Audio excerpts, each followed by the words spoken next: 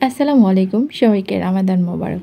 রামাদান উপলক্ষে আমি বেশ কয়েকটা ক্রাফট করেছি, কিন্তু সেগুলি আপনাদের সাথে আমি প্রপারলি শেয়ার করতে পারিনি, তাই আজকে চলে আসলাম আপনাদের সাথে বকবক করতে। এটা হচ্ছে ফার্স্ট ডেকোর আইডিয়া, যেটা আমি করেছি একটা টেবিল ক্যালেন্ডারে যে শক্ত অংশটা থাকে, মানে যেই অংশটার মধ্যে ক্যালেন্ডারের পাতাগুলি আটকানো থাকে সেইটা। তো এটাতে আমি জাস্ট একটা খুবই সিম্পল একটা পেন্টিং করেছি রামাদান উপলক্ষে। অ্যাকচুয়ালি আমি একজন ক্রাফটার, আমি পেন্টিংটা খুব ভালো পারি না, তো মাঝে মাঝে সামান্য কিছু চেষ্টা করি, সেই চেষ্টা থেকে এই পেন্টিংটা করেছি। এই পেন্টিংটা খুবই সিম্পল, কিন্তু এটা খুব স্পেশাল, কারণ এখানে আমি একটা পবিত্র কাবা ঘর এঁকেছি। আমার দুই পুত্রেরই কালার চয়েস আছে।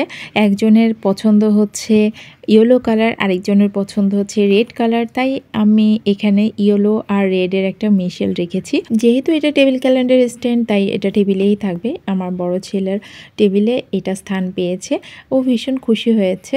আর এটার মোস্ট স্যাটিসফাইং পার্ট হচ্ছে টেপ তোলাটা। এখন চলে আসি সেকেন্ড ডেকোরেশন আইডিয়াতে। রামাদান ডেকোরেশনে ল্যান্টার্ন থাকবে না, সেটা কি করে হয় বলুন তো? আসলে দোকানে গিয়েছিলাম ল্যান্টার্ন কিনতে। ও বাবা, ল্যান্টার্নের এই সাইজের ল্যান্টার্নের দাম হচ্ছে আপনার 1000-এর উপরে। তো কেন না বাসায় বানিয়ে ফেলি, আর হচ্ছে আমার ভিডিওর কাজও হয়ে যাবে। তো একটা প্লাস্টিকের বয়ম নিয়েছি, এটা হচ্ছে বাল্ব হোল্ডার, আরও একটা বাল্ব হোল্ডারও আছে এখানে, সসারটা।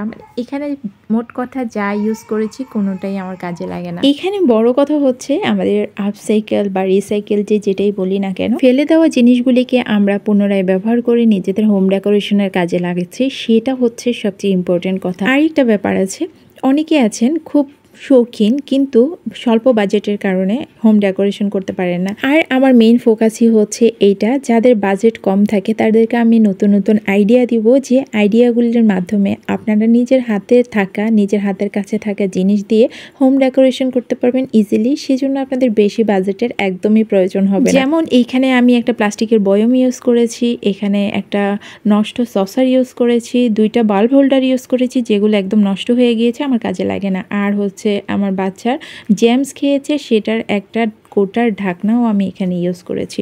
আর বিলিভ মি, এইটা বাস্তবে কেউ দেখলে কখনোই বিশ্বাস করবে না যে এটা আমি কিনিনি, এটা আমি ঘরে বানিয়েছি। এই ল্যান্টার্ন বানাতে আমার খরচ হয়েছিল অনলি 70 টাকা।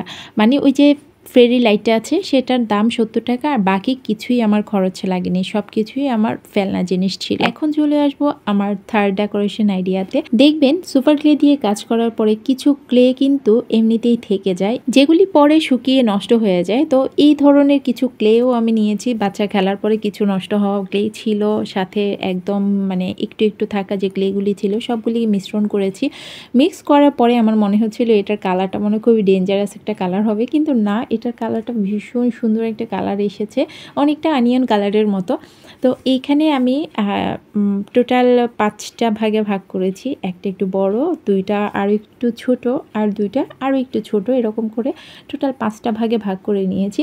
তো এখানে কি করছি আপনারা অলরেডি হয়তো গেস করতে পারছেন কি করতে যাচ্ছি। হ্যাঁ, আসলে আমি মুন থিমের একটা ডেকোর রেডি করছি, যেটার মধ্যে ফুল মুন, হাফ মুন এবং হচ্ছে যে বাঁকা চাঁদ থাকে, মানে মৌনের যে স্টেজগুলি আছে সেগুলি তুলে ধরার চেষ্টা করেছি। এই পার্টটা আমার যে কি ভীষণ মাইন্ড রিফ্রেশিং লাগে, মানে ক্লে দিয়ে কাজ করতে আমার ভীষণ ভালো লাগে, কারণ সুপার সফটটা খুবই স্টিকি সফট, যার জন্য এটা ধরলেই কেমন যেন মাইন্ড রিফ্রেশ হয়ে যায়। আপনাদের কার কার হয় এমন জানাবেন কিন্তু, ঠিক আছে? আমার তো ভীষণ ভালো লাগে। তা আমি এক এক করে সবগুলির ভিতরেই ডিটেলিং অ্যাড করছি মনের। তো এটা করার পরে আমি প্রতিটা পার্টে আমি 2টা করে হোল করে নিচ্ছি। এই কাজটা করার পরে আমি ওভারনাইট এগুলোকে ড্রাই হতে দিয়েছি। ড্রাই হওয়ার পরে আমি যে হোলগুলো করেছি সেগুলির মধ্যে আমি এরকম দড়ি বা সুতা বেঁধে দিয়েছি। আর এই কাজগুলি খুবই সাবধানে করতে হবে, কারণ সুপার সফট ক্লে কিন্তু ড্রাই হওয়ার পরে একটু ফোমি স্ট্রাকচার হয়ে যায়। তাই তো সুপার ক্লের সাথে জোর জবরদস্তি একদম না।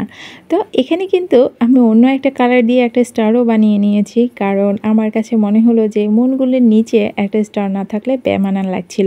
তো প্রথমে আমি একটু গ্রে কালার করে নিচ্ছি, আর এখানে আমি অ্যাক্রিলিক কালার ইউজ করছি। গ্রে কালার করার পরে আমার কাছে মনে হচ্ছিল যে একদম গ্রে কালার তো আর ভালো লাগবে না রে ভাই, তাই মনকে আমি একটু সিলভার মেটালিক কালার দিয়ে একটু সিলভার টাচ দিয়ে দিলাম।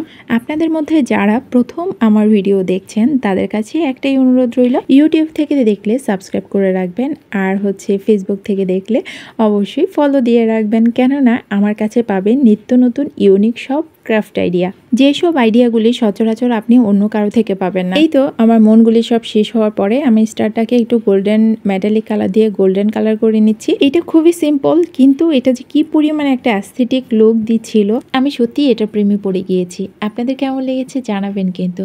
আর এটা দেখলে বোঝাই যায় না যে এটা সুপার সফট ক্লে দিয়ে বানানো।